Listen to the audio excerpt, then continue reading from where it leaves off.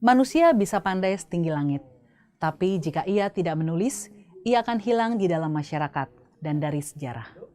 Pramudia Anantatur.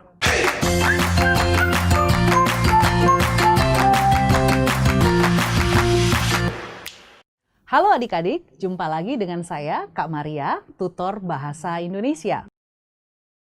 Apakah kalian tahu tentang teks cerita sejarah? Ini contohnya. Teks yang Kakak sajikan adalah sebuah teks sejarah. Jika kita bicara tentang pengertiannya, teks sejarah adalah sebuah teks yang memuat urutan peristiwa di masa lampau yang tentunya harus benar-benar terjadi dan memiliki nilai sejarah. Baik, Kakak ulang ya. Kakak catat kata kuncinya agar kalian benar-benar memahaminya.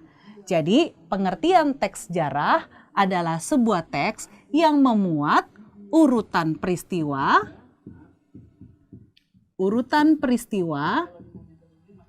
dan urutan peristiwa itu haruslah terjadi di masa lampau dan benar-benar terjadi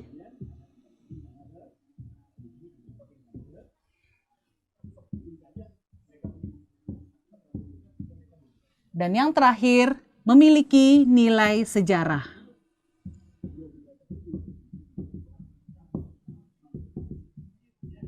Memiliki nilai sejarah. Itu merupakan pengertian dari teks sejarah. Teks sejarah adalah teks yang memuat urutan peristiwa yang terjadi di masa lampau dan itu benar-benar terjadi serta memiliki nilai sejarah. Apakah adik-adik sudah paham? Iya, mudah bukan? Kita akan lanjutkan tentang ciri-ciri teks sejarah. Teks sejarah memiliki ciri-ciri, di antaranya kronologis. Adik-adik tahu apa itu kronologis? Tepat sekali. Jadi adanya urutan peristiwa. Urutan peristiwanya harus terjadi sebelum. Jadi disajikan peristiwa sebelum, pada saat, dan setelah peristiwa itu terjadi. Ya, jadi ciri yang pertama, kronologis, maksudnya disajikan sebuah peristiwa yang harus memuat kejadian sebelumnya, kejadian saat peristiwa itu terjadi, dan kejadian setelah peristiwa itu terjadi. Sudah paham ya? Baik, kakak lanjutkan. Ciri yang kedua, setelah kronologis adalah adanya konjungsi temporal.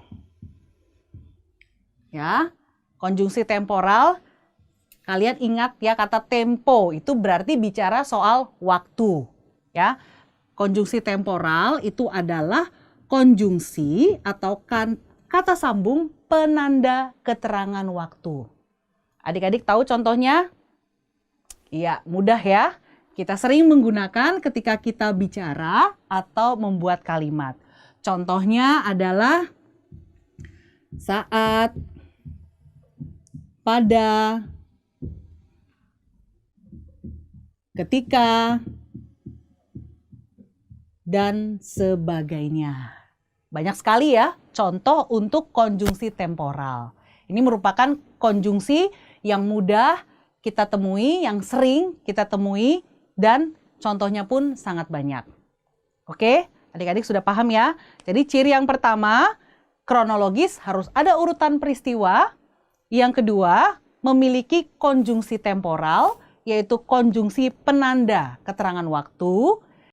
Dan ciri yang ketiga, yaitu berisi fakta. Ya, sudah tentu. Karena cerita sejarah itu adalah cerita yang benar-benar terjadi, tentu haruslah memuat fakta. Fakta itu dapat kita sebut sebagai data. Datanya bisa kita lihat di dalam teks dengan menggunakan pertanyaan. Yang kalian kenal dengan istilah 5W1H, atau ada yang menggunakan pemahaman jitu dengan kata adik Simba. Ya, kalian mengenal istilah ini? Oke, kakak ingatkan ya. Adik Simba yaitu apa, di mana, kapan, siapa, mengapa, dan bagaimana. Dengan menggunakan pertanyaan-pertanyaan ini, kita dapat menggali fakta-fakta di dalam sebuah teks cerita sejarah. Oke? Bagian ketiga yang akan kita bahas adalah struktur. Jadi, struktur teks cerita sejarah ada 3. Kakak akan jelaskan satu persatu ya. Yang pertama adalah orientasi. Orientasi. Ya, kakak tuliskan dulu ya ketiganya, baru nanti kakak akan jelaskan satu persatu. Orientasi, kemudian yang kedua urutan peristiwa. Urutan peristiwa.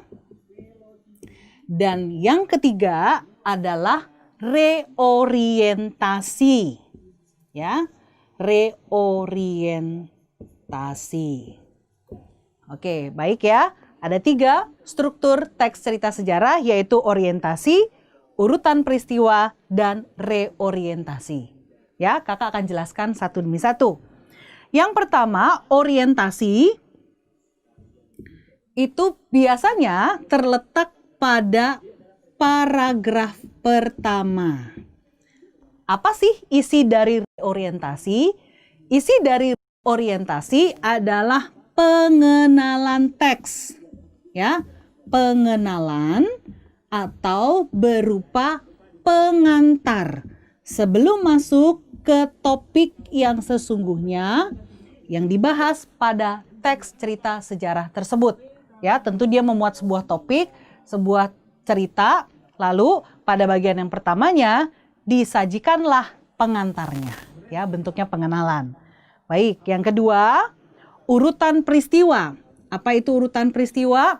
Ya, seperti tadi sudah kakak jelaskan pada bagian ciri-ciri adanya ya urutan waktu yang kronologis.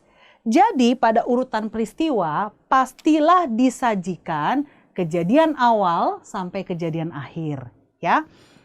Kalau ini biasanya terdapat pada paragraf kedua.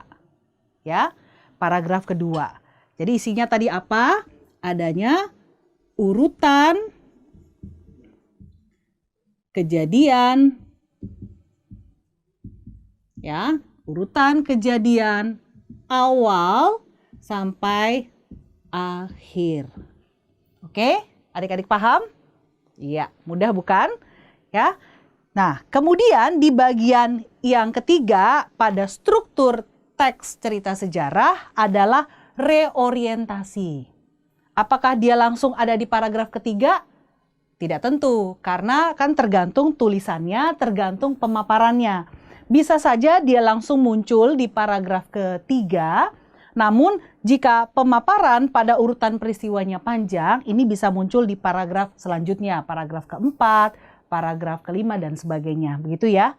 Tentu kalian tahu bahwa reorientasi, kalau tadi orientasi itu pengantar, reorientasi adalah sebagai penutupnya. Begitu ya. Sebagai penutup, isinya apa? Jadi isinya adalah pendapat penulis. Pendapat penulis tentang hal yang disajikan di dalam teks yang dibahasnya. Ya, tentang sejarah apa nih ya? Tentang sejarah hidup seseorang, tentang sejarah sebuah peristiwa, ya macam-macam. Jadi penulis memasukkan pendapatnya pada bagian reorientasi. Oke, apakah adik-adik paham? Kakak ulang ya, supaya lebih ingat. Struktur teks cerita sejarah ada 3. Yang pertama, orientasi, urutan peristiwa, dan yang ketiga, reorientasi. Baik, apakah kalian sudah paham tentang pengertian, ciri-ciri, dan struktur teks cerita sejarah? Iya, mudah bukan? Selamat belajar adik-adik.